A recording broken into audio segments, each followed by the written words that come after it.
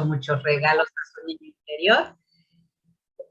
Y pues quiero empezar la clase un poco repasando lo que vimos y lo que estuvimos viendo con la plática de nuestro invitado de lujo. ¿Ya lo alcanzan a ver? Sí, doctora, ya se ve. Perfecto. Bueno, pues lo que voy a tratar de que veamos hoy va a ser un poquito de análisis multivariado y el enfoque va a ser para ver redes fisiológicas que Antonio Barajas y Pau Holguín nos van a hacer el favor de presentárnoslo ya con un poco más de detalle ya en R para que ustedes aprendan a hacer los cálculos. Entonces, ¿qué es lo que vamos a ver hoy? Va a ser análisis multivariado, vamos a ver redes fisiológicas, vamos a ver algunas de las aplicaciones de ella. Y bueno, pues le robé la frase a nuestro expositor, a Lawrence Jacob, de que hay 3 temas fundamentales: el amor, la muerte y las moscas. Una frase de Augusto Monterroso, que tiene un cuento precioso, que todo el cuento dice: cuando despertó, el dinosaurio todavía estaba ahí. Ese es su cuento, que a mí me encanta, y entonces les recomiendo a los que no han leído, no han tenido el placer de leer a Augusto Monterroso, que se echen un clavado en sus obras, se van a divertir muchísimo y van a meditar muchísimo. Entonces, para empezar, pues, ¿cómo les fue con la tarea? La tarea era platicarme la plática de Lawrence, qué es lo que más les impactó y qué utilidad vieron en sus estudios. ¿Quién me cuenta? Doctora, a mí la verdad sí me pareció muy interesante lo del QT largo. Ajá. Porque pues justo, o sea, tomó una patología como que los médicos no habían podido notar como una diferencia entre estos pacientes que vivían más tiempo y los que pues tenían como muerte súbita, que no existe. Que es muerte, pero no es súbita ni repentina. Sí. Exacto. Entonces me pareció como que sí se abre como un área de oportunidad muy grande en la medicina, ¿no? Justo donde es así como que, bueno, ya hicimos todos los estudios biológicos posibles y como que, quién sabe, ¿no? Casi hicimos, puede ser suerte. Entonces, pues este es como un diferente enfoque que a lo mejor nos puede decir cuál es la diferencia y pues qué se podría hacer. Digo, todavía falta mucho para llegar como a intervenciones, pero sí me pareció interesante. Muchas gracias, Jenny. Sí, la idea de que vieran esta plática fue precisamente esa, de que Jacob nos hizo el favor es un especialista a nivel mundial en el tema de electrocardiografía y de series de tiempo de electrocardiogramas, demostrarnos que este nuevo enfoque de ciencias de la complejidad, de ver que lo que estás perdiendo es la complejidad del sistema, es el que te puede explicar lo que en realidad significa este LQT largo, el long QT, y en realidad lo que nos estaba enseñando también eran metodologías para medir complejidad. Entonces, también me gustó mucho esta parte de la explicación de que todas estas enervaciones que vemos, todas estas conexiones, son fractales y son fractales porque cuando transmitimos un pulso queremos que llegue a todas las partes del corazón y precisamente eso lo puede hacer solamente si esto tuviera una distribución fractal.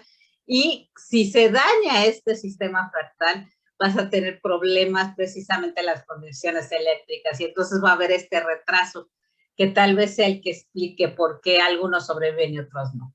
Entonces, de la plática de Jacobs les estoy tomando 3 o 4 transparencias que se me hicieron muy importantes, porque como médico a veces ustedes no tienen la imagen de que es importante, no nada más el RR, o sea, normalmente cuando ustedes ven un electrocardiograma de manera natural, lo que miden es el tiempo que hay entre pico y pico, y tratan de tasar estas gráficas que son las tasas del RR.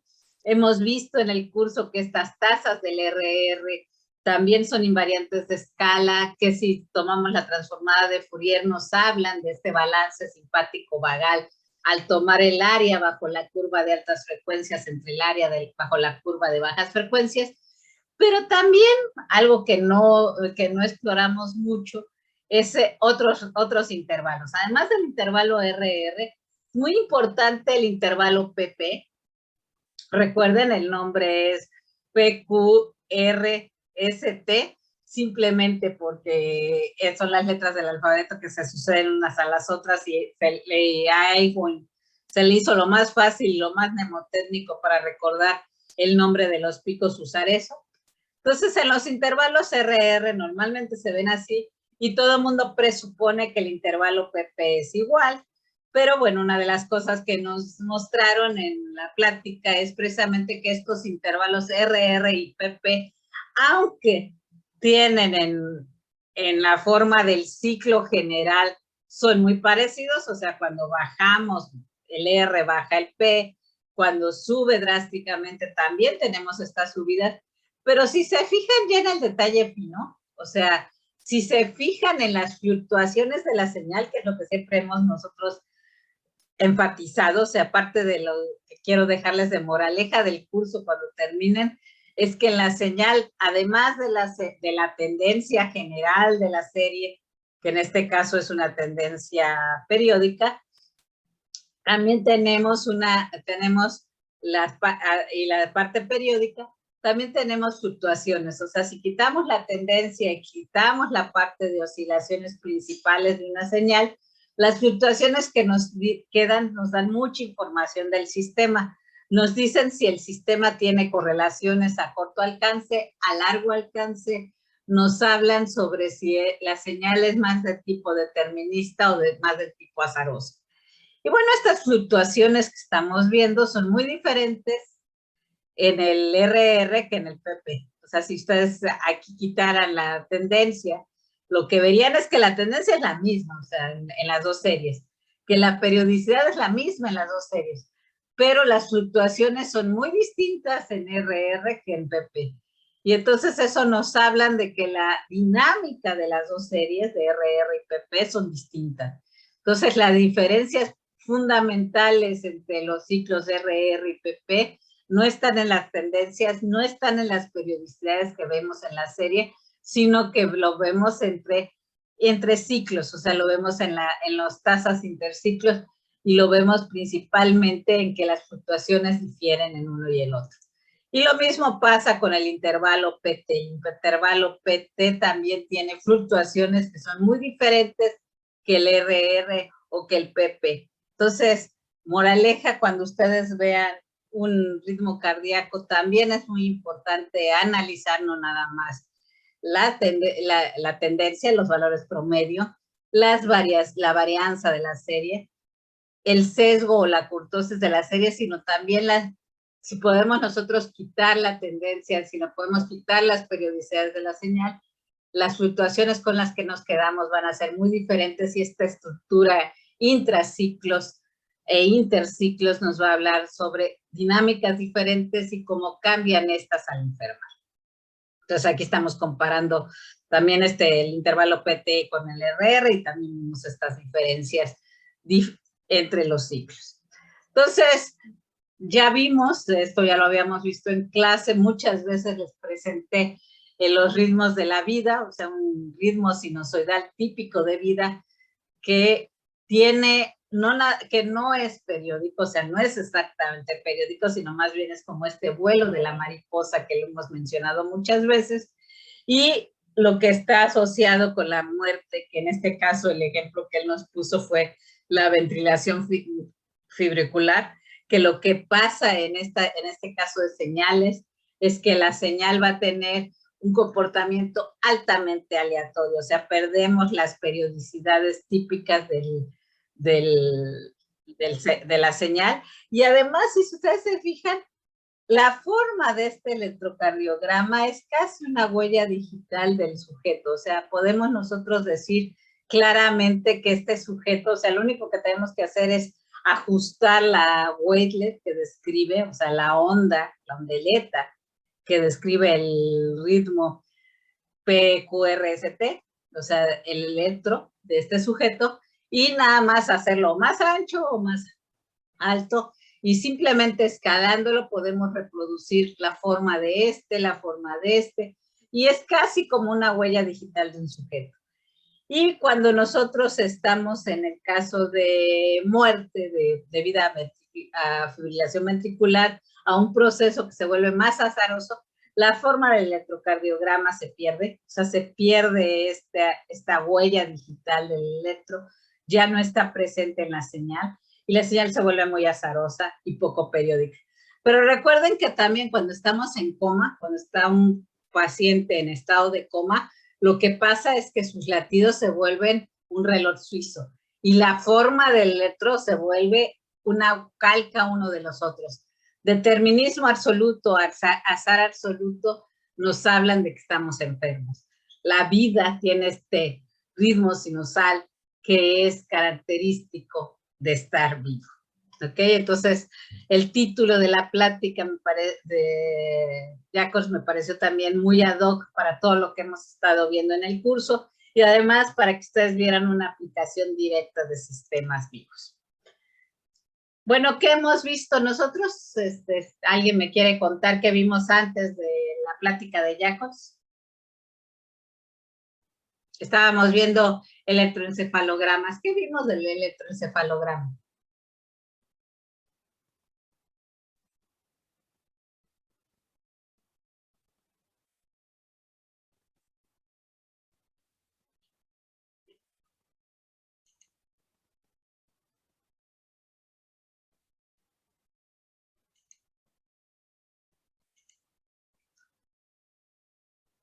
Bueno, antes de ver eso, déjenme contestarle a Luis, que nos preguntaba de si veíamos las diferencias entre RR y PT o PP. Bueno, en PT todavía es mucho más clara la diferencia. Sí, el de PP, porque el de PT sí lo veo, es el más bien el de PP. Ok, si te fijas, el PP prácticamente es lo mismo. O sea, yo lo que veo es que cuando esta sube, cuando esto baja. Si yo nada más tomara la señal promedio, o sea, si yo hiciera simplemente sacar con cualquiera de los métodos que hemos visto en clase, el valor promedio y la tendencia de los datos y las periodicidades de los datos, las dos series son idénticas. Pero si tú ya te fijas y quitas, o sea, si yo quitara la tendencia de esto, quitaría este valor promedio y quitaría este valor promedio. Y entonces, por ejemplo, en esta región solo me quedaría... No puedo ver qué está señalando. No puedo ver el señalamiento. Ah, ok, déjame poner entonces un puntero más grande. No, creo que no. Opciones del puntero. ¿Ya lo alcanzan a ver? ¿Alcanzan a ver mi puntero? Ya, rojo brilloso, ya.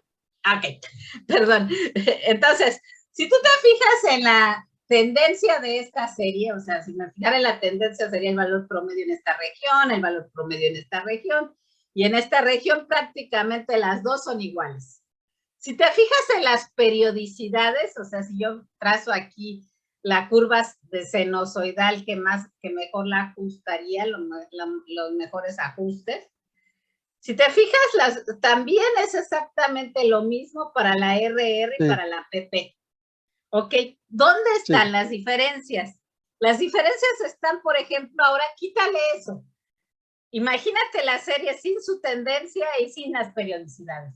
Entonces nos quedaría nada más en esta línea los que suben y bajan así rápidamente aquí. ¿Ok? Y arriba el azul, también los que están subiendo y bajando rápidamente aquí. Si te fijas, esto está oscilando mucho más rápido, o sea, subió, bajó, 1, 2, 3, 4, 5, 6 veces. Y nada más lo hizo 1, 2, 3, 4 veces, en el mismo intervalo de tiempo. Es decir, que está oscilando con oscilaciones interciclo muy pequeñas, o sea, con fluctuaciones muy rápidas, más rápidas que lo que hace el PP. ¿Ok? También aquí lo vemos. ¿Ok? Aquí es al revés, el que de repente tuvo una oscilación extra fue el PP comparado con el RR. Tenemos este piquito que aquí no está visible. ¿Ok? Doctora, Entonces, perdón, a lo mejor las diferencias, o sea, si te fijas aquí en 100, o sea, justo en la de 100, ves que sí, en el PP hay un pico extra, o sea, hay dos picos y luego ya sí, sigue esta curva que sube suavemente. Y en el RR solamente tienes un pico y la subida suave, ¿ok? sí, Entonces, si yo me fijo en la tendencia y las periodicidades de los ritmos RR y PP, yo no veo diferencia. Entonces, a primera aproximación, los médicos tienen toda la razón. En primera aproximación, RR es igual que PP. sí. Las diferencias son muy sutiles, son en las fluctuaciones de la señal. Pero ya vimos que las fluctuaciones, o sea, todo el semestre he tratado de convencerlos que las fluctuaciones de la señal me hablan sobre la dinámica.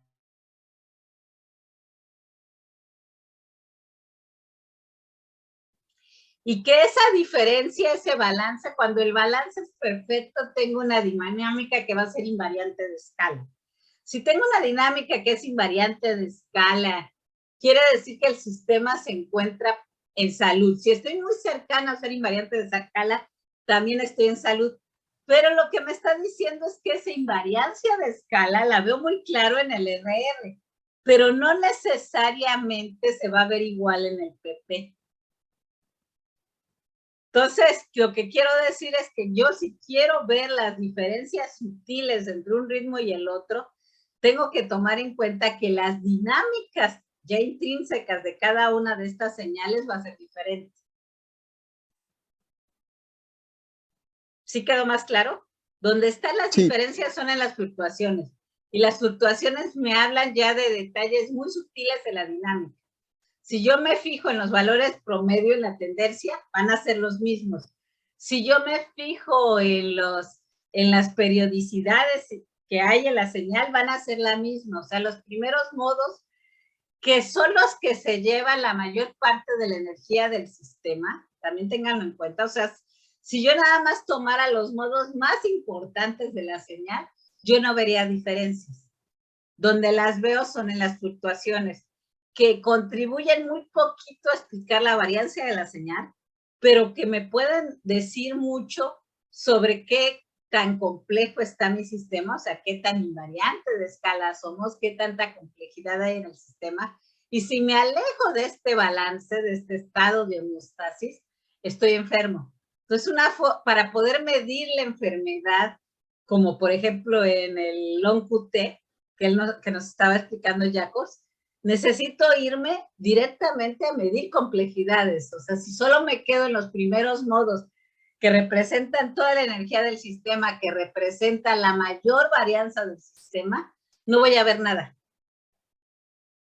Por eso todavía es un tema de mucha discusión, porque casi todo el mundo se está quedando nada más con eso y no se están yendo a estudiar no el LQ, no nada más el valor promedio o las periodicidades del sistema, hay que ver los interciclos. Hay que meterse al corazoncito de las fluctuaciones y eso es lo que nos va a hablar de las diferencias y de las enfermedades. doctora, perdón, una duda nada más. Cuando Sí. lo están diciendo lo entendí así, pero ahorita a lo mejor cambio de perspectiva. Cuando hablan de ciclo, ¿están refiriéndose a un PQRST completo, pues? ¿Onda U si Sí, es que sí, la sí, tiene? sí, sí. Sí, Sí, sí, sí, ok, al PT completo, al ciclo completito del electro.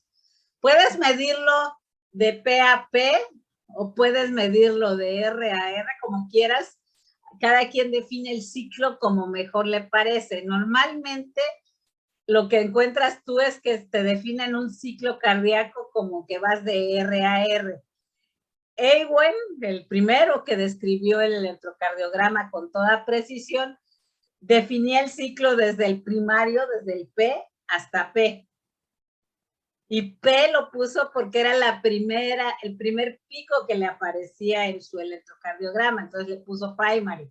Y entonces de ahí puso la P y luego simplemente agarró todas las letras del alfabeto que le seguían. P, Q, R, S y el T, este pequeño que está aquí.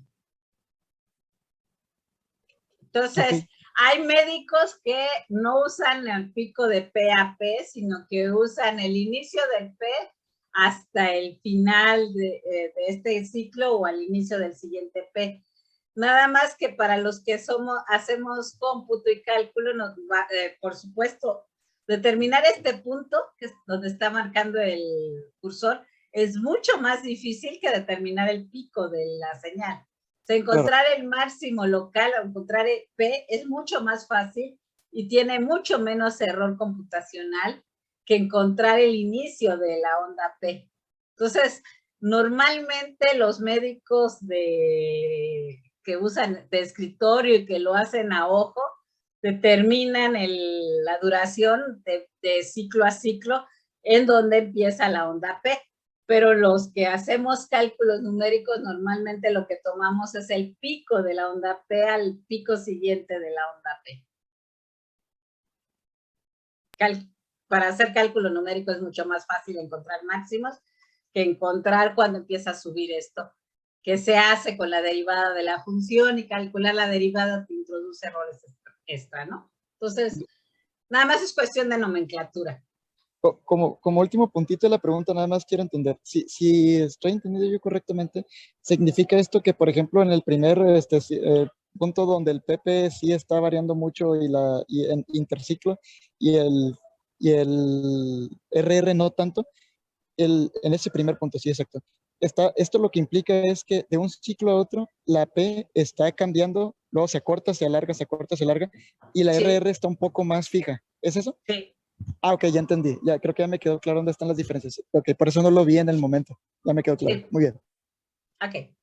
¿Alguien más preguntas de la plática de Jacobs o algún comentario que quieran hacer?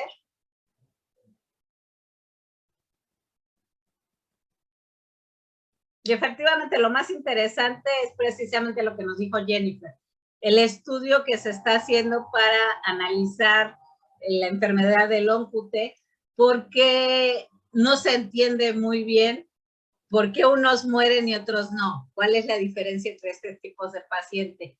Y la respuesta de Jacobs es que la diferencia es que unos tienen una señal más compleja que otros con un parámetro que él diseñó para medir complejidad. Entonces, si podemos medir la complejidad de la señal, podemos ver la diferencia entre unos y otros, ¿no? Entonces, y eso habla también que precisamente lo que estamos midiendo son las fluctuaciones, o sea, vemos las diferencias en fluctuaciones de una señal a la otra, y eso es lo que nos está diciendo que la persona está enfermando.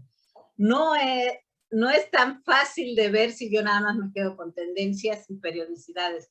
Ahí está muy enmascarada este alargamiento de la QT y no es tan claro que muestre diferencias significativas.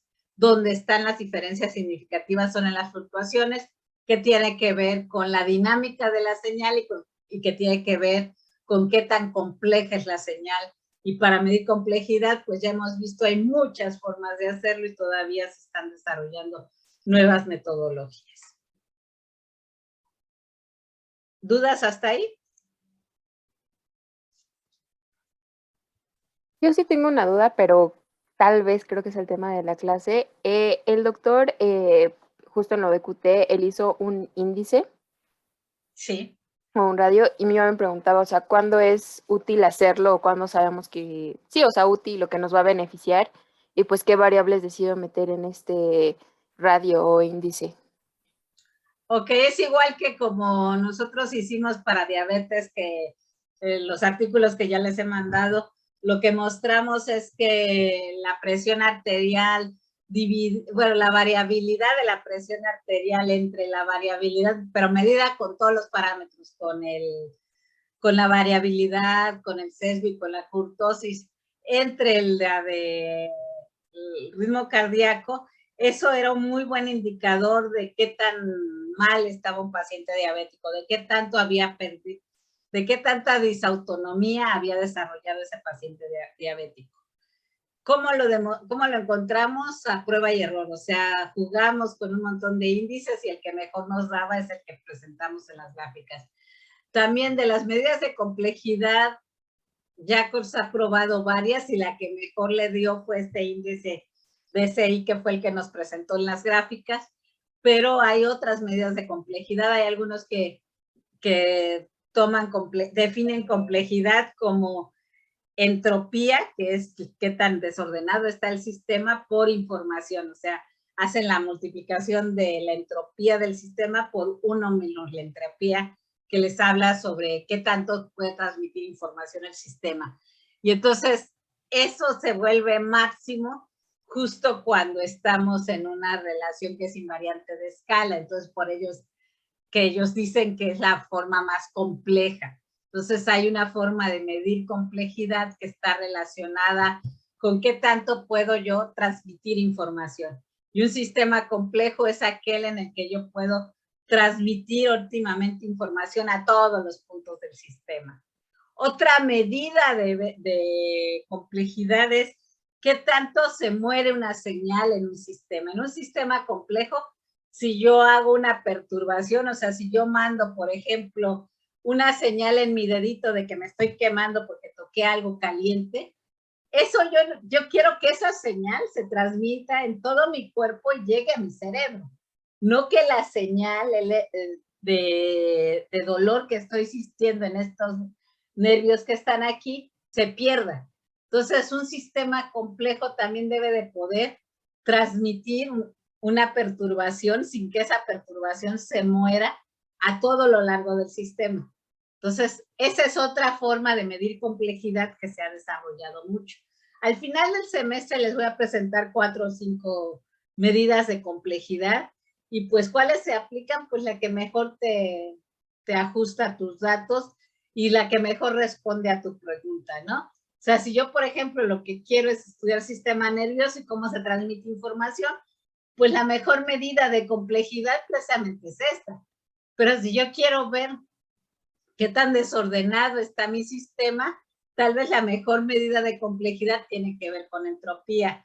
Pero si yo lo que quiero ver es directamente qué tan no lineal es la dinámica del sistema, que es la medida que desarrolla Jacobs, o sea, quiero ver cómo cambia la dinámica del sistema, entonces me conviene más utilizar una medida que tiene que ver con las no linealidades del sistema. Hay otras medidas de complejidad que tienen que ver con qué tan gaussiano o no gaussiano es el sistema. Como hemos visto, los sistemas complejos en general son no gaussianos. Entonces, una medida de no gaussianidad o de no normalidad del sistema también nos habla sobre complejidad.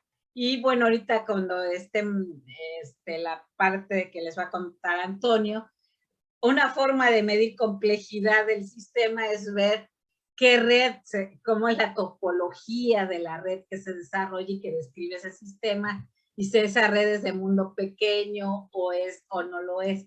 Entonces hay muchas medidas de complejidad. ¿Cuál usas?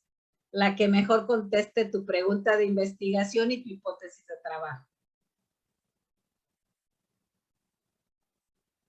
Espero no haber hecho más bolas, Jennifer. No, sí me ayudó. Muchísimas gracias. Ok, perfecto. Bueno, entonces la pregunta era, ¿qué habíamos visto en la parte de electroencefalogramas? ¿Quién me dice? ¿Quién se acuerda todavía?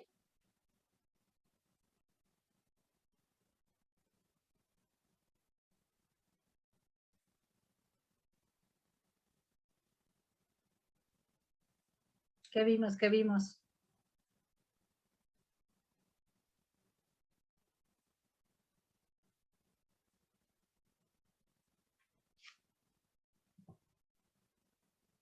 ¿Qué es un electroencefalograma? ¿Quién me cuenta qué es qué estoy viendo aquí?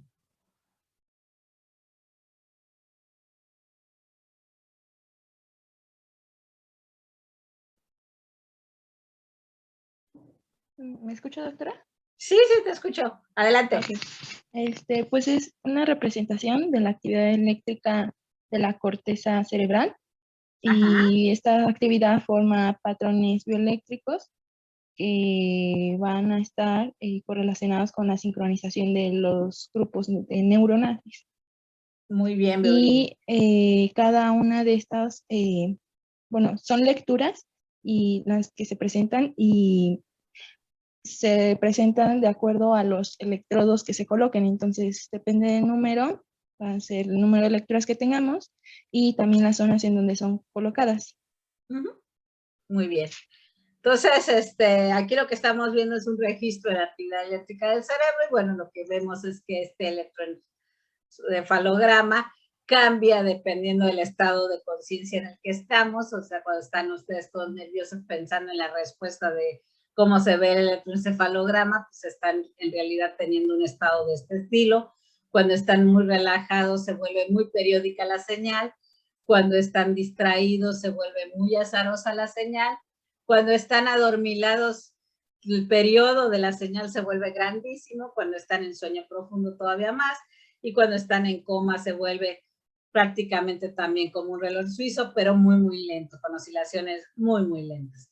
Entonces, ya también vimos que había distintos ritmos dependiendo de la región en la cual estábamos, los alfa, los beta, los alfa, los beta, que son más rápidos, los teta y los delta, que son los mucho más lentos, y que estos aparecían dependiendo de qué actividad estábamos realizando y qué región del cerebro estamos considerando.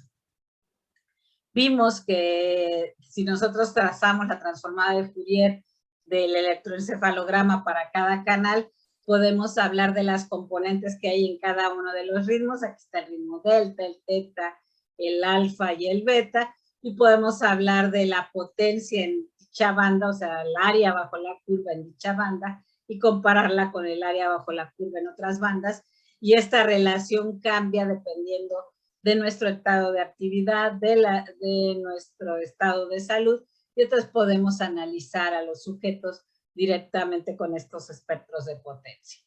Y bueno, también les enseñé cómo cambiaba el electroencefalograma en un ataque epiléptico, y una de las cosas más notorias es que mientras está el ataque epiléptico, el cerebro está totalmente desconectado, pareciera que los electrodos están totalmente zafados, que no saben a dónde van, o sea, no hay una señal sincronizada en el cerebro, mientras que justo antes del ataque todos los canales y todas las señales empiezan a sincronizarse, como que todas nuestras neuronas entraran en sincronía y empezaran a oscilar a las mismas frecuencias.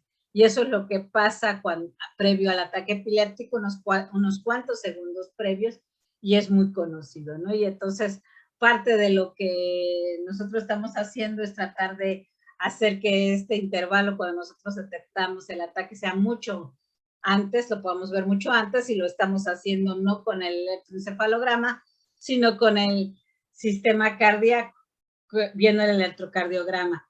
¿Por qué creen que el electrocardiograma también me refleja el ataque epiléptico e inclusive me lo refleja antes?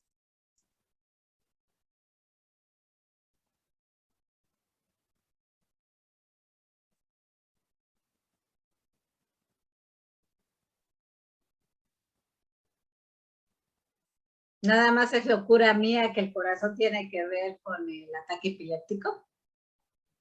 Pues, de hecho, era lo que incluso comentaba el doctor Lawrence, ¿no? Que incluso el corazón estaba bañado como de terminaciones nerviosas, ¿no? Exacto. Exacto. Entonces, lo que pasa es que, si recuerdan, la respuesta cardíaca está dominada por el sistema autónomo y tenemos una respuesta simpático-vagal y un cierto balance precisamente de esta respuesta que hace que el corazón o que todo lata en periódico o que se pierda esto. Entonces, este balance simpático-vagal que se puede medir muy fácilmente con el área bajo la curva de altas frecuencias entre el área de bajas frecuencias del ritmo cardíaco, este balance se pierde mucho cuando tenemos un ataque epiléptico. Y también lo que hemos visto en el grupo es que si nosotros, ¿se acuerdan que ya les habíamos mostrado que el ritmo cardíaco, precisamente el intervalo PAP, es una huella digital de la persona? O sea, lo único que hay que hacer es enancharlo o estirarlo. Bueno, antes del ataque epiléptico, y eso lo hemos observado en algunos de los casos, como un minuto antes se pierde la forma del electrocardiograma. Y entonces, como se pierde esa pérdida de la forma, nosotros la podríamos medir y al medir esa pérdida de la forma, podríamos nosotros ver el ataque epiléptico no a nivel de una gorrita con electrodos en el cerebro, sino al nivel de tener una señal eléctrica que estamos monitoreando continuamente. Bueno, pues, ¿dudas hasta aquí? ¿Preguntas?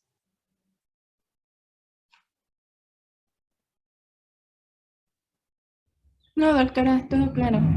Muy bien. Bueno, pues entonces voy a darles una brevísima introducción a cómo analizamos ahora. La clase pasada, la parte que yo quise darles fue precisamente esta de electroencefalogramas para motivarlos a que si tenemos una señal del cerebro o tenemos señales de muchos órganos de nuestro cuerpo, lo que queremos en realidad es correlacionarlas todas y estudiar el organismo completo. Eso es lo que hemos dicho, que no hay que estudiar nada más las señales individuales, sino que hay que estudiar al cuerpo humano como un sistema complejo. Entonces, ¿cómo lo hacemos? Pues lo hacemos por medio de que tenemos todas estas señales y con todas estas señales construimos una matrizota y lo que queremos es a partir de toda esta matriz enorme poder extraer la esencia de la señal, de este ensamble de señales. Entonces, una forma de hacerlo es con lo que se llama análisis de componentes principales, PCA, que no es más que agarremos un grupo de datos que nosotros tenemos en un espacio específico.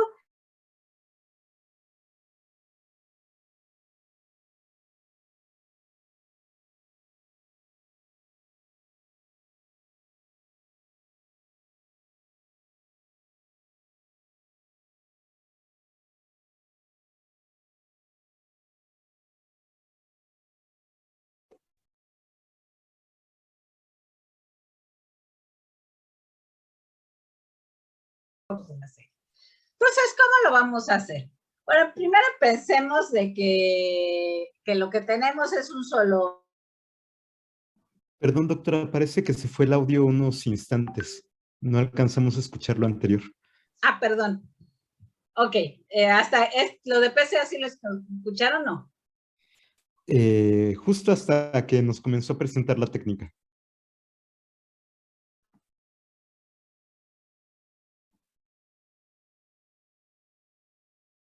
Traer lo más importante de una señal. Si recuerdan cuando estábamos viendo Empirical Mode Decomposition o cuando vimos Singular Spectral Analysis, SSA o EMD, teníamos una imagen y nosotros queríamos descomponerla en todas las imágenes que la podían describir de manera más directa y quedarnos con el menor número de componentes que pudiéramos nosotros reconstruir la señal completa. Entonces, por ejemplo, cuando nosotros hacíamos PCA, cuando nosotros hacíamos SSA, queríamos saber la tendencia de los datos, queríamos saber las periodicidades y de las fluctuaciones del sistema, no solo queríamos quedarnos con aquellas que eran suficientes para describir toda la señal. Entonces, cuando ustedes veían las imágenes, lo que veíamos es que esta imagen, que solo estaba formada por líneas cuadradas, que estaban con cuadritos más brillantes o menos brillantes, esa imagen era muy bien descrita con unos cuantos modos. Si yo me quedaba con solo 10 modos de la señal, podía describir totalmente la señal. PCA es otra forma de encontrar esos modos que me hacen poder reducir de dimensiones el sistema. En genómica es muy común porque tengo un montón de genes, un montón de especies y yo quiero poder reducir a los genes más representativos del sistema y quedarme solo con ellos, hacer una combinación de esos genes y decir, con eso explico tal característica de la persona. Por ejemplo, que es morena, o por ejemplo, que tiene los ojos verdes, o que tiene diabetes, o propensión a la diabetes. Entonces, PCA es una forma de reducir de dimensiones, es quedarme con los genes más representativos del sistema. ¿Y cómo lo hago? De manera muy simple. Sí, lo único que voy a hacer va a ser rotar el espacio. yo tengo mi espacio donde tengo mis 3 genes que están representando el sistema de todos mis individuos, lo roto de tal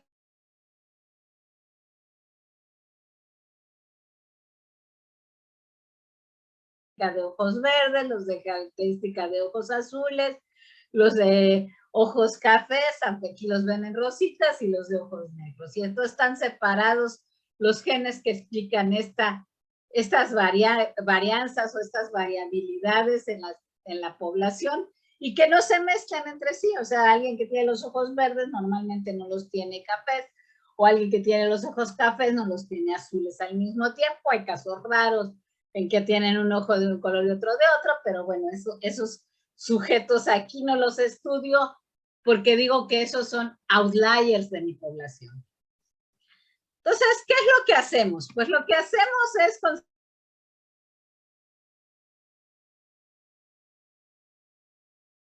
PCA porque es la forma más fácil y que cada uno de ellos tiene valores de cuántos genes tiene presente y que hay el número de genes presentes que para explicar esta característica específica de los ratoncitos, por ejemplo, la cola larga, tiene 10 genes que lo explican, 11, 8, 3, 2, 1. Y entonces yo puedo mostrar de que hay ratoncitos que se parecen más unos a los otros, o sea, estos que tienen pocos genes para explicar, pocos valores de ese gen para explicarlos asociados, y estos que tienen valores muy altos de ese gen para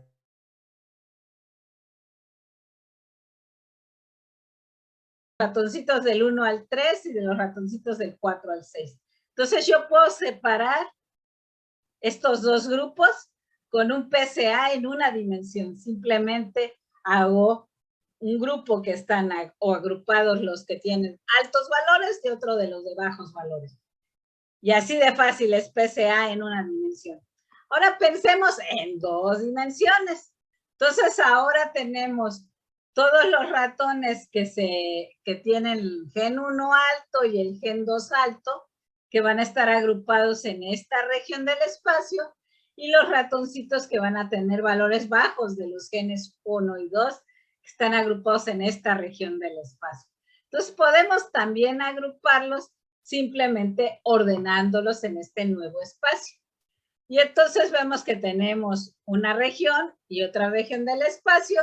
¿Y cómo lo hacemos para poder separarlos? Bueno, numéricamente lo que hacemos es, vamos a encontrar el valor promedio entre los genes 1 y los genes 2, y ahí trazamos nuestros ejes que van a separar a los sistemas, y simplemente los vamos a rotar de tal forma que todos mis genes queden ahora sí alineados aquí. O sea, simplemente roto este eje para acá y este eje perpendicular, y al hacer esta rotación ahora sí me van a quedar de manera natural separados los que tienen una gran varianza de los que tienen una varianza menor.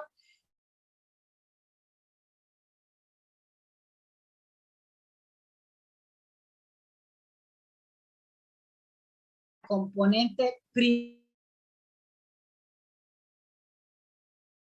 explica la varianza del sistema. Entonces me está explicando que estos genes están agrupados y estos están agrupados porque tienen varianzas diferentes. Entonces el PC1 en este caso, el componente principal 1, me separó el sistema. Lo único que hice fue escoger un eje que me permitiera pasar por todo el sistema, y como lo hice, simplemente calculando los valores promedio de la señal y sus varianzas. Y ahora este eje le construyo también lo que le llamo el eigenvector, es decir, un vector que tiene magnitud 1, pero que está en la dirección que mejor me separa los dos genes. Y entonces, este PC1 ahora no va a ser el gen 1 ni el gen 2, sino va a ser, mezcle usted 0.97 veces el gen 1 con 0.242 partes del gen 2, y entonces va a obtener la dirección que mejor le separa los genes. Como ven ahora, como estamos haciendo esta combinación, este PC1 ya no es el gen 1, ya no lo puedo interpretar fisiológicamente como el gen 1, ni como el gen 2, es una combinación lineal de ambos, y tiene una parte muy importante de gen 1 y una parte chiquita de gen 2, pero la mezcla de los dos es la que mejor me separa los dos grupos matemáticamente.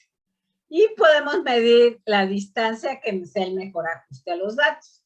Entonces, el eigenvalor simplemente va a ser la suma de estas distancias de separación con respecto a estos ejes arbitrarios que yo estoy armando. Y el eje PC2 simplemente es la perpendicular al eje PC1, igual que trazamos nuestros ejes cartesianos. El eje cartesiano X es perpendicular al eje cartesiano Y, como lo hacían en la primaria, secundaria, toda la vida siempre han hecho su eje Y perpendicular al eje X.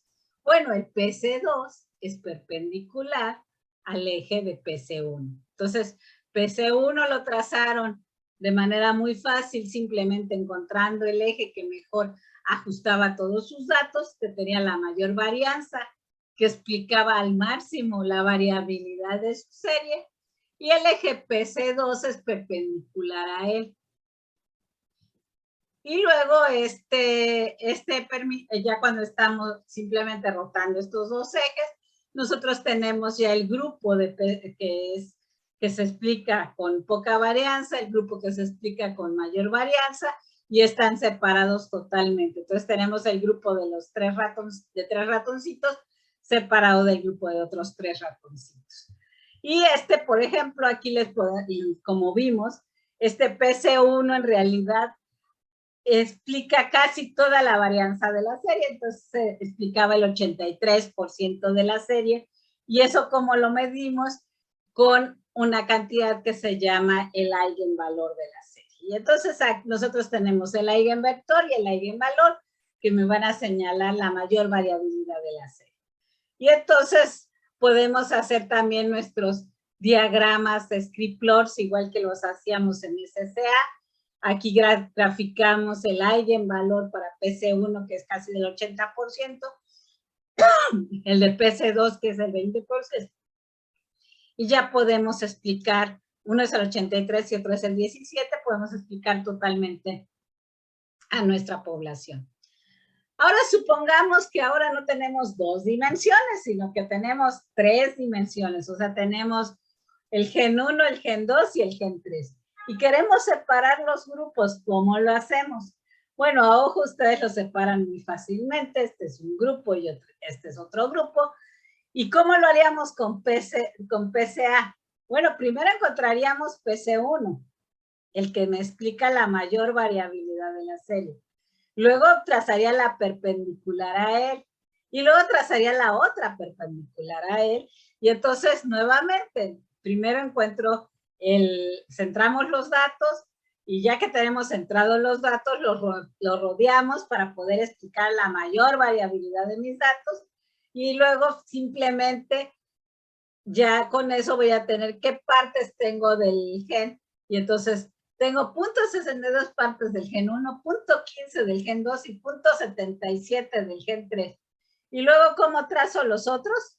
PC2 es perpendicular a PC1, PC3 es perpendicular a PC1 y PC2. Y así finalmente encontramos el mejor ajuste, que ahora sí es un espacio en el cual yo tengo separados mi grupo 1 de mi grupo 2 cuando los roto, y además la varianza de la serie se explica el 79% con PC1, el 15% con PC2 y solo el 6% con PC3. Y ahora, ¿cómo lo hacemos cuando mi matriz no es de 3 genes, sino es de 100 genes? Pues tenemos una matriz, calculamos exactamente lo mismo, y entonces hacemos un análisis que es encontrar los eigenvalores y eigenvectores de esa matriz. Simplemente le decimos a la máquina, encuéntrame eigenvalores y eigenvectores, ordénalos del que tiene el mayor eigenvalor al que tiene el menor eigenvector, el menor eigenvalor. Y entonces tenemos nuestro scree diagram y podemos graficar PC1 contra PC2, PC3 contra PC4, o diferentes componentes de la señal. Y entonces lo que hacemos es agrupar con los índices de máxima variabilidad y las perpendiculares a él. Por supuesto que los diferentes modos ya no los podemos graficar porque solo podemos ver 3 dimensiones, gráficas en 3 dimensiones, pero podemos hacer todos los cálculos numéricos y podemos hacer todas las parejas que nos explican el sistema. O podemos encontrar el que me explica la mayor varianza, los que me explican la tendencia de la serie y los que me explican las periodicidades de la serie y los que me explican todas las fluctuaciones de la serie. Y nuevamente, como hacíamos con SCA, aquí nada más necesito 3 componentes para explicar todo, porque las demás componentes tienen una variabilidad muy pequeña y explican muy poca de la variabilidad de la serie. Entonces puedo cortar el sistema en 3 componentes.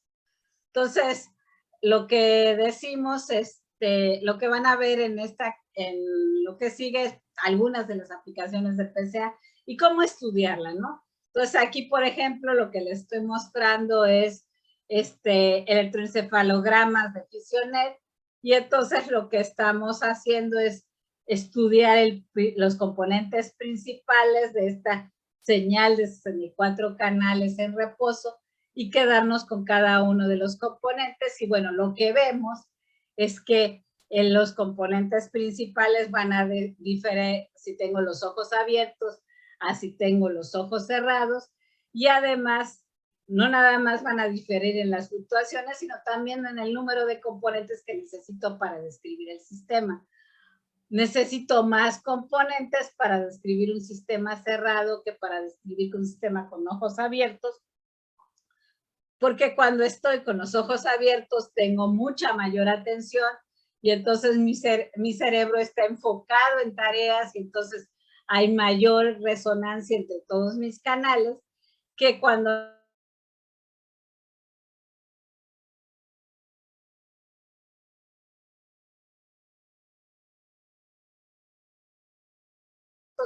bastaría con 4 canales, bastaría con 4 puntos, con los primeros 4 modos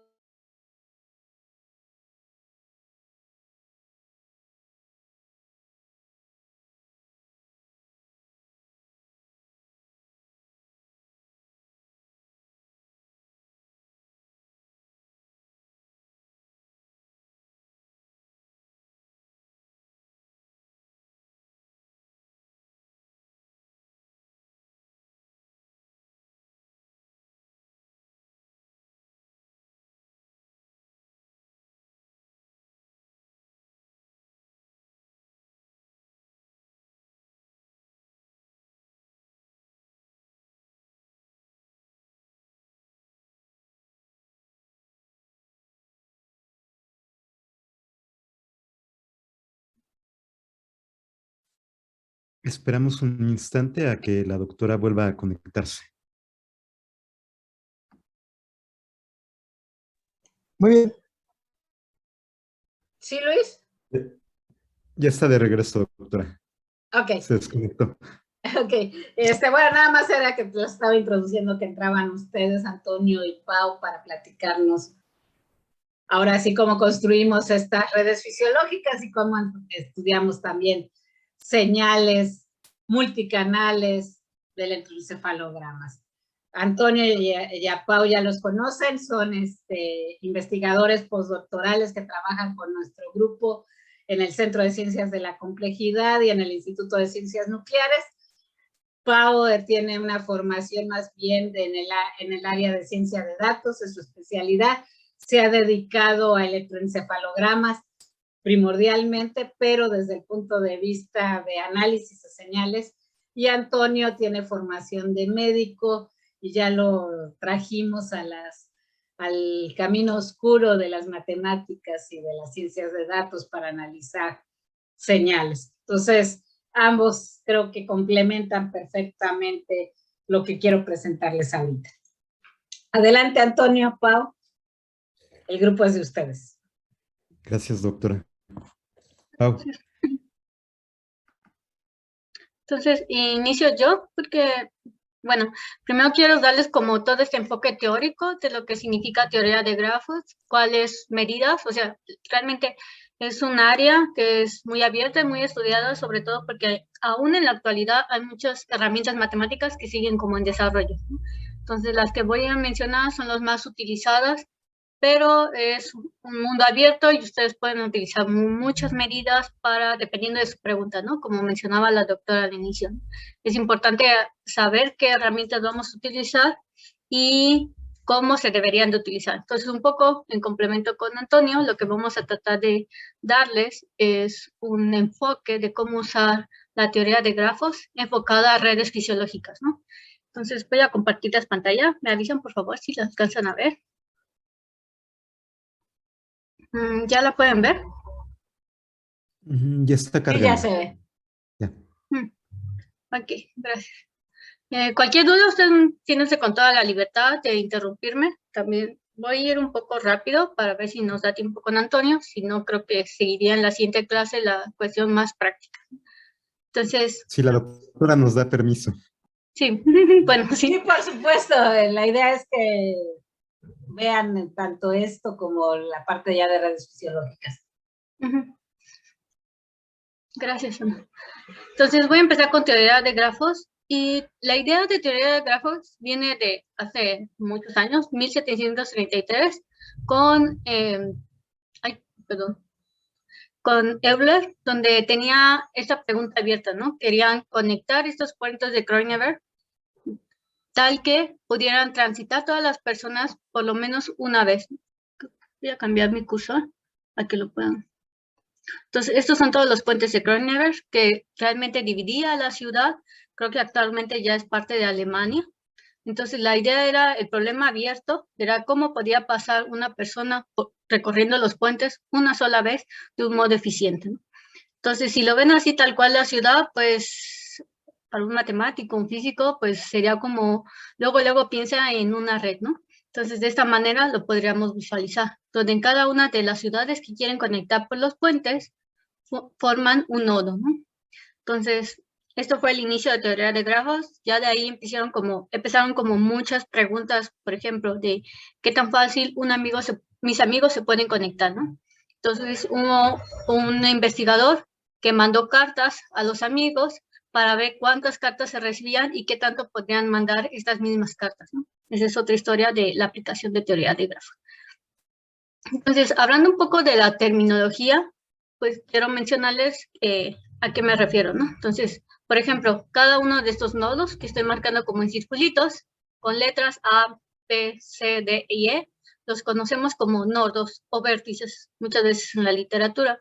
Y los enlaces que unen cada uno de estos nodos se llaman como grados o a veces en el español lo traducen como enlaces, ¿no? Entonces, una cuestión o una terminología muy importante es que es un vecino para un nodo, ¿no? Entonces, un nodo es vecino de otro nodo, tal que haya una conexión. Por ejemplo, B es vecino de A y de D porque están conectados a través de este enlace verde que pueden marcar, ¿no? Ahora, el grado de un nodo es otro término muy importante en teoría de grafos y se refiere a cuántos enlaces tiene, ¿no? Por ejemplo, otra vez me voy a enfocar en el nodo B. Yo veo que este nodo B está enlazado de B con A, de B con D. Entonces, el grado de este nodo va a ser 2. Por ejemplo, veamos este grafo. Este grafo no está muy conectado, o este nodo, perdón, no está muy conectado y solamente tiene un enlace. Entonces, el número de enlaces o el grado del nodo es 1. Esto es importante porque muchas herramientas usan mucho ya por default que ustedes saben que es un vecino de un nodo o un vecino de un grafo o el grado de un nodo. Entonces, hay diversos tipos de redes, sobre todo hay redes binarias, redes pesadas. Por ejemplo, ahorita la doctora nos hablaba de esta herramienta para bajar la dimensionalidad de una red, que es PCA.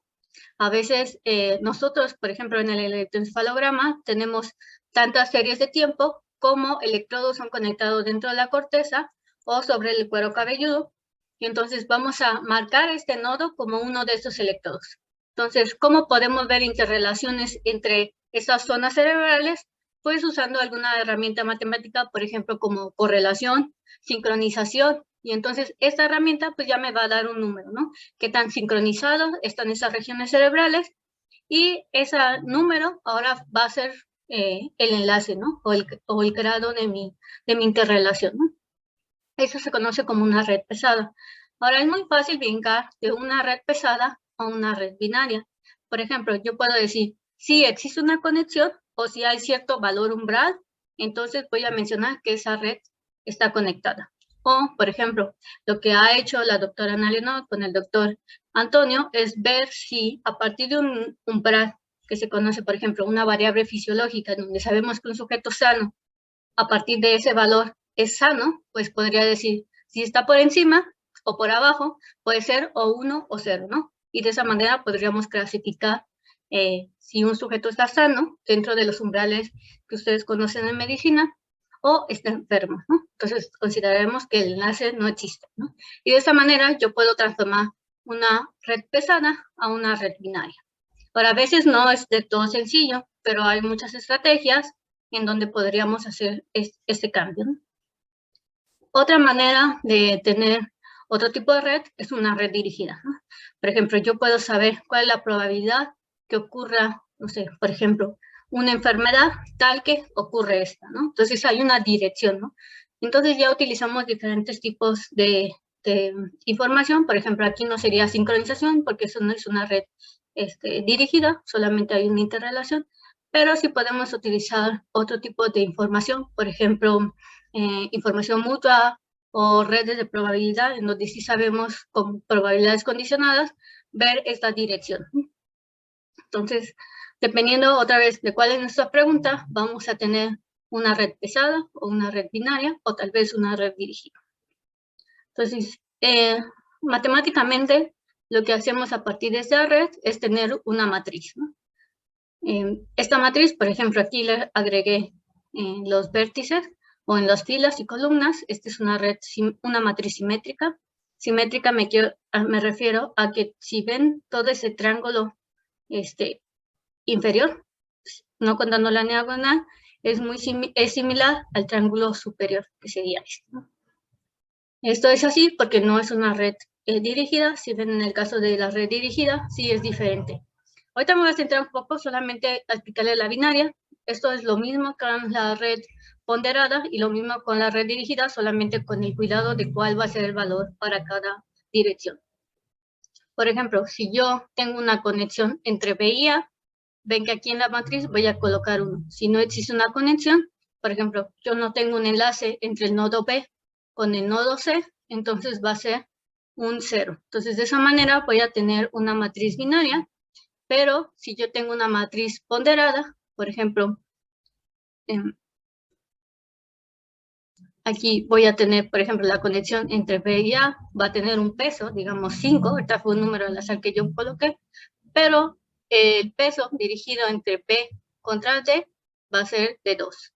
Entonces, de esa manera, yo no necesito una matriz binaria, sino tengo una matriz ponderada o una matriz con valores. Por ejemplo, sabemos que la matriz de correlación va a valores entre -1 y 1, matrices de sincronización va de 0 a 1, entonces de esa manera yo tengo cuantificado cuál es el nivel de sincronización o interrelación entre mi red. Por ejemplo, aquí pueden ver que este ya no es un caso de matriz simétrica. Lo que tengo arriba, el triángulo superior, no es exactamente lo mismo lo que puedo tener en el triángulo inferior.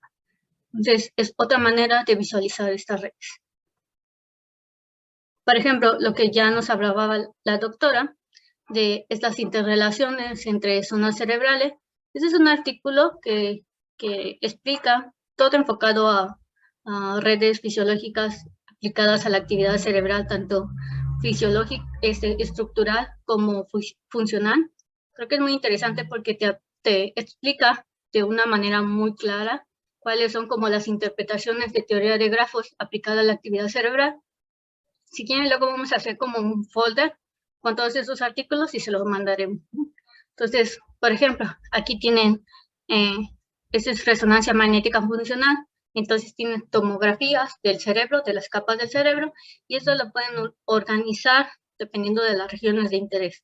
Lo que les mencionaba, pueden tener una matriz pesada.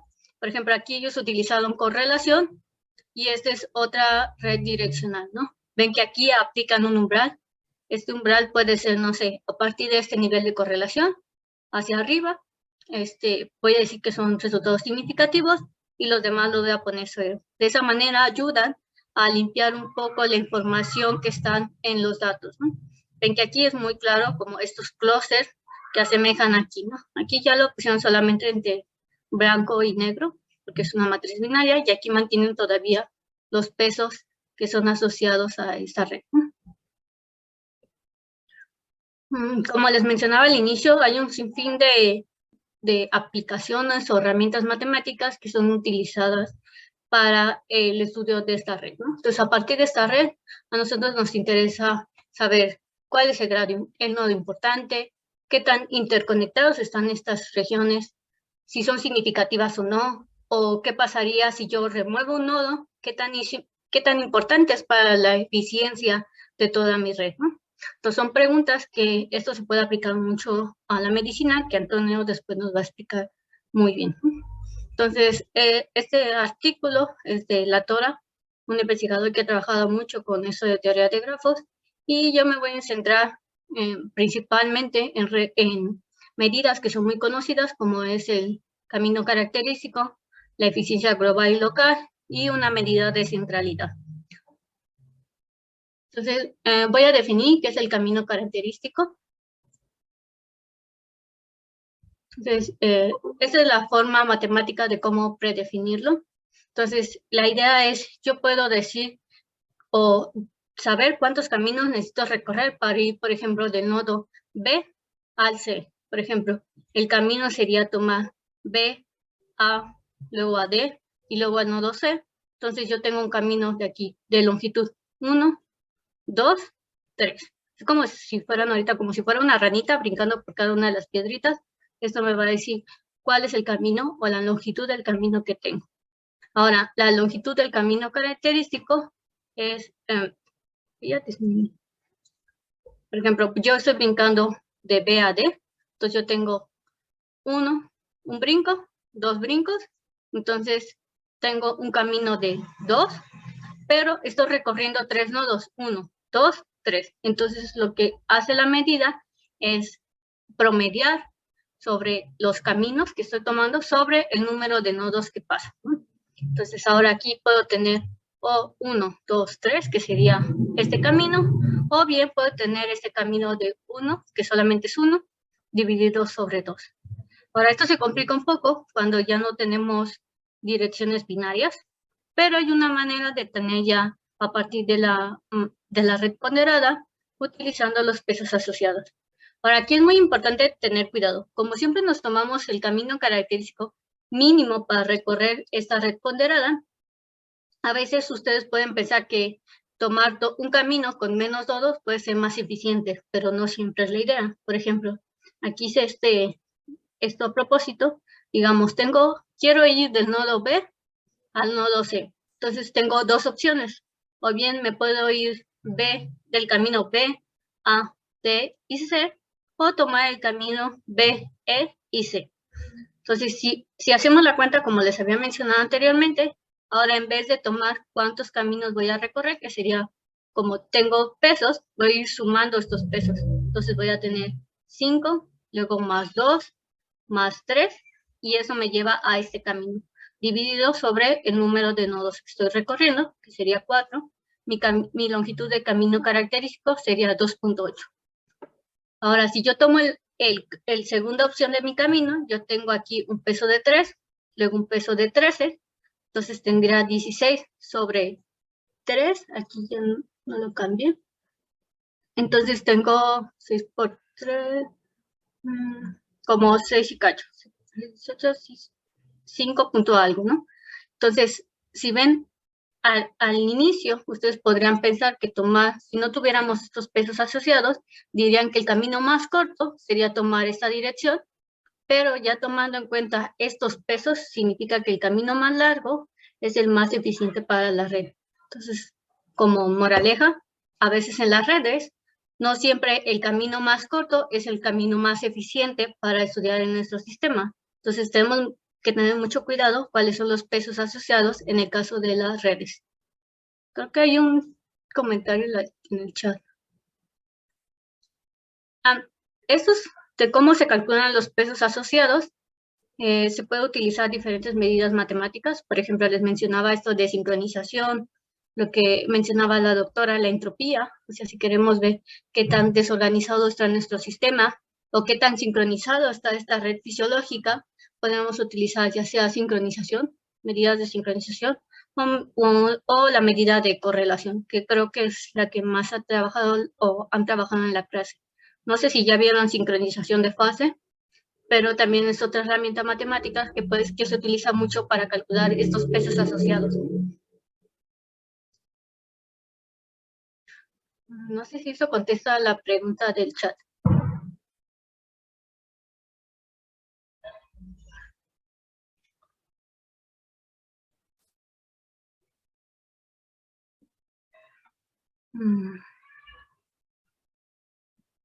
Ok.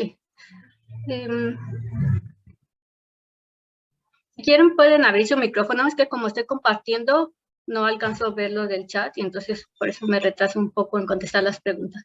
Entonces, Nuri dice que ya le contestaste, ¿eh? Ya no te preocupes. Ok, gracias, Ana. Entonces, otra medida que también es utilizada mucho es el coeficiente de acoplamiento. Entonces, aquí me interesa mucho saber qué tan conectados están mis vecinos, ¿no? Ahora, recuerden que un vecino para un nodo son los vecinos que están conectados a través de un enlace. Por ejemplo, pueden pensar qué tanto sus amigos se conocen. Por ejemplo, si yo tengo mi red de amigos, quisiera saber qué tan conectados están ellos, ¿no? Entonces, si se conocen todos, por ejemplo, mis amigos de la licenciatura, que todos estudiamos juntos, pues obviamente se van a conocer muy bien. Entonces, ese coeficiente de acoplamiento es mayor, pero no se van a conocer tan bien con mis amigos, por ejemplo, de la primaria, ¿no? Entonces, ahí ese coeficiente de acoplamiento es menor porque no hay esa interrelación entre ellos. Esto mismo se puede medir utilizando este coeficiente de acoplamiento. Entonces, por ejemplo, otra vez tomemos como ejemplo el nodo B. Sus vecinos son 3, que serían los que están conectados a través de un enlace, digamos el A, el D y el C. Entonces yo quiero saber qué tanto están acoplados estas conexiones, ¿no?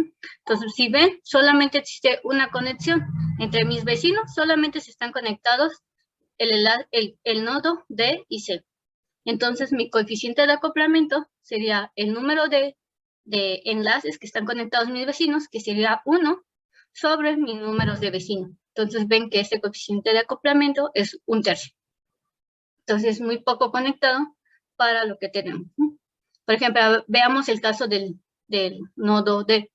Aquí tengo 1, 2 vecinos, pero ellos sí están conectados entre sí, ¿no? Entonces, de mis 2 vecinos tengo una conexión, entonces tengo una conexión de 1. No, 0.5, perdón. Ahora, ¿de qué me sirve esto, no? Ya Ana había mencionado la palabra de mundo pequeño, ¿no? Entonces, una alta coeficiente de acoplamiento significa que hay una buena interrelación entre mis vecinos, pero hay una menor longitud de camino característico, es decir, que la red es muy eficiente, se conoce como mundo pequeño.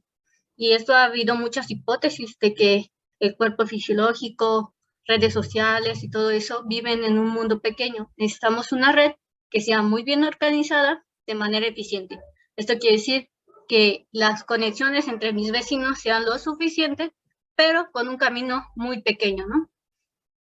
Ahora, existen casos complementarios, por ejemplo, donde sí se utilizan como hipótesis nula, que son redes que se crean de manera aleatoria. No sé si ya ven, si Ana ya les platicó sobre los datos sustitutos. A veces son datos que se crean artificialmente a partir de las series de tiempo que nosotros creamos, que son totalmente aleatorios, ¿no? Entonces, en ese caso, tenemos los extremos o redes que son muy regulares, que tienen tanto un alto nivel de acoplamiento, coeficiente de acoplamiento, como de longitud de camino característico, o una red muy aleatoria. En este caso es como nadie se conoce entre ellos, pero todos están muy bajo conectados, ¿no? Es decir, que puede ser menos eficiente este tipo, porque siempre está como demasiado conectado, igual en este caso, ¿no? Entonces, son como tipos de redes que se utilizan como hipótesis nulas, como para ver si realmente nuestro sistema vive alrededor de un mundo pequeño, ¿no? Otra medida es la eficiencia global, que eso quiere decir qué tanto mis datos están conectados. Ese DIJ es la inversa del camino, de la longitud del camino. Por ejemplo, voy a regresar tantito. ¿Qué pasa en estos nodos cuando no existe una conexión? Por ejemplo, en el caso de A y C, esta conexión se va a infinito, entonces mi medida del camino característico no es muy eficiente. Entonces, lo que se hace es tomar la inversa de ese camino de longitud característica. Entonces, si no existe una conexión, esta eficiencia es cero, ¿no? Entonces, me está diciendo qué tan acoplados están estos datos, tomando en cuenta esta singularidad que se encuentra en la herramienta del camino característico. Ahora, otra de las medidas que se utilizan mucho, que es esta de betweenness, esta es una red de centralidad, es decir, aquí me interesa, mi pregunta es, ¿cuál nodo es tan importante para esta red? ¿No? Por ejemplo, aquí tengo un ejemplo donde si ven que si yo quito este nodo, pues a la red no se descompone, no baja ni su número de nodos, ni su eficiencia, pero ¿qué ocurre si yo remuevo este nodo? Ven que ahora tendría dos diferentes redes y entonces este nodo puede ser algo muy importante para nuestro sistema, ¿no? A lo mejor una conexión muy bien hecha entre mi sistema nervioso.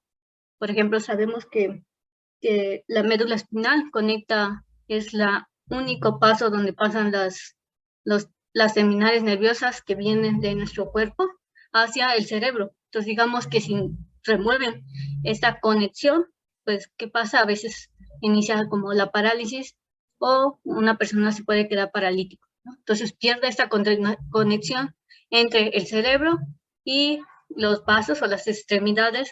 Entonces, eso sería como un claro ejemplo de qué significa eso de betweenness, ¿no? Ya para cerrar un poco mi plática, una de las aplicaciones pues se ha conocido o se ha utilizado mucho para transporte, para el estudio de redes sociales. Por ejemplo, ahora que se ha estado como en elecciones o casos de feminicidios, muchas de las conexiones o de los hashtags que se reportan en las redes sociales, muchos investigadores lo utilizan para cuantificar ese flujo de información. Por ejemplo, algo que es otra de las aplicaciones son en bancos. Coppel tiene su propia universidad, yo no lo sabía, pero tiene su universidad de ciencia de datos, en donde ellos utilizan estas herramientas de teoría de grafos para localizar muy bien sus tiendas. Entonces, de esa manera tienen conexiones en lugares específicos, sus tiendas, para mejorar ahora sí sus ventas, ¿no? Por ejemplo, casos que se han mencionado sobre el cerebro, o algo que nos interesa, sobre todo en el grupo, y ahorita Antonio les va a platicar, sobre las redes fisiológicas, ¿no? No solamente cerebro, sino envolvemos, por ejemplo, cerebro, frecuencia respiratoria, lo que hablaba la doctora del electrocardiograma, temperatura y otro tipo de series de tiempo que podemos extraer a partir de equipo que tengamos al alcance. Entonces, no sé si tengan alguna pregunta hasta ahora.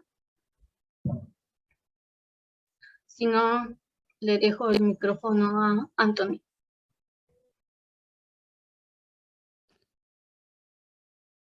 Muchas gracias, Pau. ¿Preguntas? ¿Preguntas? Chicos? Aprovechen, aprovechen.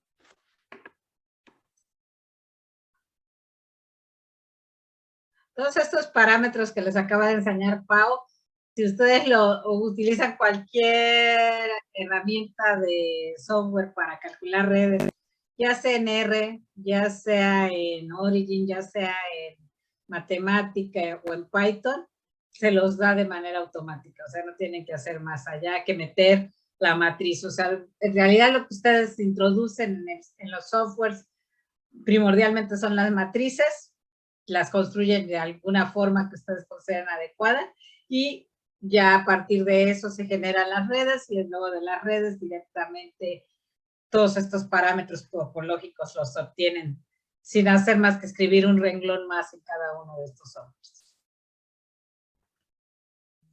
Se los digo para que aprovechen y busquen ustedes cómo hacer los cálculos para que la próxima clase, si se atoraron, Pau, Antonio, Gabriel les puedan ayudar a resolver los problemas de cómo hacer los cálculos. Entonces, ahora sí le pasamos la palabra a Antonio, creo que no hay dudas de lo que dijo. Antonio, lo que puedas avanzar en 10 minutos, que creo que va a ser simplemente el preview de la clase próxima, ¿no? Sí, sí, probablemente sí. A ver, me pueden interrumpir, me dicen si están viendo la presentación y como me quedan nada más 10 minutos, yo creo que voy a brincar a lo que iba a concluir, que son algunas herramientas para que tengan un par de días para jugar con ellas, experimentar y ya luego en la clase regreso a mi introducción. Creo que ese va a ser el orden más sencillo. Brevemente, a mí me interesa mucho qué es lo que está pasando con la fisiología, cómo definimos complejidad. Hay una serie de cuestiones muy interesantes a la hora de definir complejidad y aplicarlo a sistemas biológicos que quiero platicarles. Hay muchos tipos de redes y se utilizan en biología para diversas aplicaciones. Por ejemplo, redes booleanas son muy populares para describir cómo los genes se regulan entre sí. Yo trabajo particularmente en redes estáticas, pero no es la única manera de armar redes y sin embargo también hay técnicas como el PCA o los análisis más tradicionales como la prueba TD-Student, que es parte de un abanico de herramientas que podemos utilizar para analizar los datos. Hay algunas cuestiones epistémicas detrás cuando estamos utilizando diversos abordajes en la ciencia y vamos a hablar un poquito más a fondo de esto. Y bueno, desde luego a mí lo que me interesa es platicar un poco de por qué nos interesa hablar de redes, por qué no quedarnos únicamente con un abordaje reduccionista muy tradicional y desde luego muy efectivo, pero qué es lo que podemos ganar al utilizar la representación de redes y todas estas técnicas. ¿Qué pasa en la fisiología para que sea útil hablar de redes? Y desde luego algunos ejemplos muy clásicos de redes en la bioquímica. Y ahora sí, hablar y retomar por qué esta plática abstracta de qué es una medida de centralidad, qué es la importancia de un grado de un nodo en una red, cuál es la importancia de la intermediación, el betweenness. Todo esto tiene implicaciones que nos permiten conocer un poquito del funcionamiento de un nodo dentro de una red. Y esto es independiente de si yo estoy hablando de una red de personas, cuál es el papel que tiene un amigo dentro de un club social. Por ejemplo, hay personas que conectan entre grupos que son muy separados y son los intermediarios, es decir, son el nodo con mayor betweenness entre grupos de personas que entre sí no se llevan mucho realmente, pero también hay gente que es muy popular y que conecta con todos dentro de la red que podría tener una eigencentralidad elevada. Todo eso lo vamos a ver un poco más a detalle y desde luego cómo se agrupan los nodos dentro de las redes. Pero lo que me interesa, aprovechando que ya vamos a concluir, es sobre todo hablar de las diversas herramientas que pueden utilizar para generar redes. A mí me gusta mucho R y RStudio, pero no están encadenados a utilizar ninguna técnica. Esto requiere R una capacidad de programación muy bajita. De hecho, luego llega a ser el patito feo de la programación por eso. Se utiliza mucho en bioestadística, pero pueden utilizar ustedes un lenguaje como Python, que es mucho más flexible, que les permite un mayor control de las aplicaciones que estén ustedes utilizando, o irse a otro extremo y agarrar un programa de interfaz gráfica como Cytoscape, como Hepi, que lo que permite es que ustedes a través de ventanitas y de iconos van manipulando y generando las redes, y eso facilita mucho la generación de redes, aun si no hay conocimientos de programación. Entonces sepan que hay todo un abanico para manejar redes que va desde lo muy técnico a lo muy sencillo, y que todas estas herramientas son muy buenas y les permiten manipular los datos de manera muy efectiva. ¿De qué depende la herramienta que escojan? Bueno, en parte depende de cómo se sientan cómodos con cada una de estas herramientas. Y otra cuestión importante es que algunas áreas de la biología ya están de alguna manera casadas con una herramienta u otra, como voy a mostrar adelante, y ya hay algunos que son caballitos de batalla para bioquímica o caballitos de batalla para aplicaciones genéticas, y es parte de lo que vamos a hablar. Y antes de pasar a las aplicaciones, decir que desde luego cuando uno pasa la información de un programa a otro o quiere volcar una red por primera vez a uno de estos programas, hay en general 3 maneras grandotas de presentarlo, como una lista de aristas o de enlaces. A conecta con B, A conecta con C, C conecta con D, y así sucesivamente. Uno puede generar esta lista. O puede hacerse como una matriz de adyacencia, que es las matrices que la doctora Paola nos ha estado presentando. Y finalmente están los formatos especiales, que es cualquier formato propietario. Por ejemplo, en Cytoscape es una red .sys, que es el objeto que vamos a estar manipulando. Y hay algunos formatos que nos permiten cambiar, por ejemplo, de iGraph, que es la paquetería en R para generar redes más popular, y pasar de iGraph a Cytoscape, por ejemplo, que es GraphML, y así se llama. Pero todo esto va a quedar más claro conforme pasemos a la parte de aplicación. Ahora sí, ¿a qué me refería cuando que hay algunas aplicaciones que de alguna manera ya están casadas dependiendo del área donde se están dedicando ustedes? Por ejemplo, hay herramientas enteramente diseñadas para genómica, y estas redes de genes ya vienen de alguna manera anotadas, te dicen los nombres de los genes, cuáles son algunas de sus funciones, ya vienen algunas características de los genes y pertenecen a algunas redes que ya se conozcan en la literatura, de tal manera que si ustedes van a hacer una red de genes, pueden utilizar una aplicación que ya está enteramente volcada hacia ese objetivo, y eso puede enriquecer la red de manera muy, muy interesante. Hay algunas otras aplicaciones como es StringDB, que permite ver interacciones entre proteína a proteína. Es otro tipo de red muy localizada y es una aplicación muy popular. Y también hay aplicaciones, digamos, más recientes, más nuevas, como es Reactoma para ver vías metabólicas. De alguna manera, cada una de estas áreas de la biología molecular ha generado plataformas que permiten enfocar mejor sus áreas de interés, y ya viene de alguna manera fácil o precargada la información que nos interesa cuando la aplicación es algo ya muy específico. Yo quiero ver, por ejemplo, operón lactosa, y quiero ver la red del operón lactosa dentro del genoma de E. coli. Entonces yo puedo seleccionar de Genome, que es la red que me interesa, y volcarme directamente en la aplicación. ¿Cuál es la limitante de estas aplicaciones hechas a la medida? Bueno, que si yo tengo un gen y luego tengo una proteína, no me va a servir de alguna manera esta receta de cocina. Tengo que yo pasar a una herramienta más general. Y tenemos esta etapa intermedia de herramientas generales que son Cytoscape y HEPI. ¿Qué es lo que hace Cytoscape? Que nos permite ver nodos y enlaces, y tú le dices qué es el nodo y tú le dices qué es el enlace, y a partir de tu descripción, Cytoscape te puede generar la red.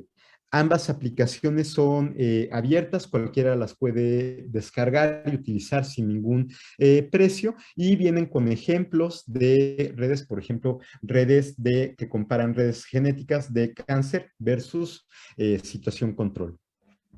O, por ejemplo, HEPI, que se utiliza con mucha frecuencia para redes de palabras. Uno toma un texto y ve una red de adyacencia entre palabras. ¿Qué palabra antecede a esta palabra? ¿Qué palabra sigue después de esta palabra? Y a partir de un texto me genera una red o una serie de textos o de un idioma inclusive. ¿Qué es lo interesante? Que dependiendo del área donde uno se encuentra, se han generado muchas herramientas y lo bonito es que uno ya puede encontrar algo que de alguna manera está ya preaplicado a lo que nos interesa. ¿Cuáles son las limitantes? Bueno, que uno está restringido a las herramientas que te están proveyendo.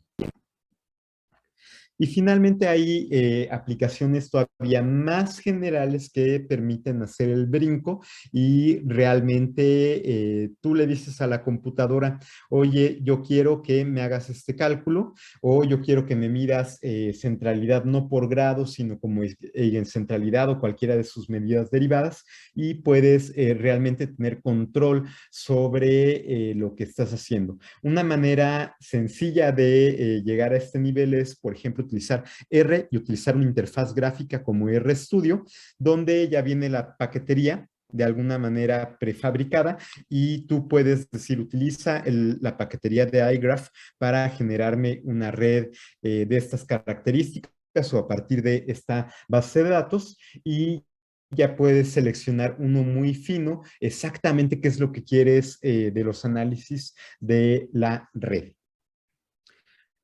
Por ejemplo, para R hay una paquetería que se llama iGraph, que es muy popular y ya de alguna manera nos facilita los análisis más básicos que se hacen, pero nos deja abierta la puerta para toda una serie de análisis posteriores que uno quiera jalar a partir de estos objetos y está disponible para el lenguaje de programación R, pero también está disponible para Python o incluso está disponible en C o en matemática. De tal manera que no tienen ustedes que casarse con ningún lenguaje de programación. Si ya conocen alguno o tienen alguna intención de aprender algún lenguaje de programación, esto se puede trasladar a miles de aplicaciones. Y finalmente, para concluir, aunque me pasé un poquito de los 10 minutos, quiero compartirles algunos enlaces donde pueden ustedes checar ya las aplicaciones y algunas guías muy básicas de cómo generar redes, cómo aprender a programar, por ejemplo, en R, y comenzar a hacer algunas aplicaciones muy generales de eso. En cuanto a medidas de centralidad, que es un tema por derecho propio, hay una página que me gusta mucho que es Centiserver, que va listando como diccionario todas las diferentes medidas de centralidad que se han descrito en la literatura. Y también me gustaría recomendarles los siguientes 4 enlaces que ya van orientados a R, que hagan de cuentas una forma sencilla de aprender. Cómo generar una red desde cero, cuando yo no sé nada de programación, qué comandos tengo que colocar yo en R y cómo puedo ir generando la red, ir obteniendo medidas de centralidad e ir aplicando. De tal manera que esto es lo que me gustaría que se llevaran, sobre todo estas ligas al final de la clase y ya con esta información el siguiente jueves podemos regresar. Comentarios, dudas, preguntas. Sé que corrí mucho a lo largo de la presentación. Muchas gracias, Antonio. Y bueno, nada más para que ustedes de una vez traten de hacer algo en R para que les salgan todas las dudas, les sugiero, o en cualquier otro en Python. También iGraph corre perfectamente en Python, entonces, si ustedes son usuarios de Python o de matemática, pueden correr estos dos, en cualquiera de estos, y graficar redes, hacer medidas de centralidad. Creo que estas páginas que les dejó Antonio al final pueden ser muy útiles. Lleguen con dudas el jueves, y el jueves la idea es aterrizar para qué serviría todo esto, para qué nos sirve analizar redes. Nos vemos, chicos. ¿Preguntas? ¿Ya? Yo creo que van a salir más cuando ya me dé de topes intentando hacerlo. Exactamente. Yo creo que cuando todos se den de topes tratando de hacer cosas para redes, les van a salir todas las dudas. Entonces, nos vemos el jueves, chicos. Muchas gracias, doctores. Que tengan buen día. Muchas gracias. Gracias, doctores. Hasta luego. Buen día.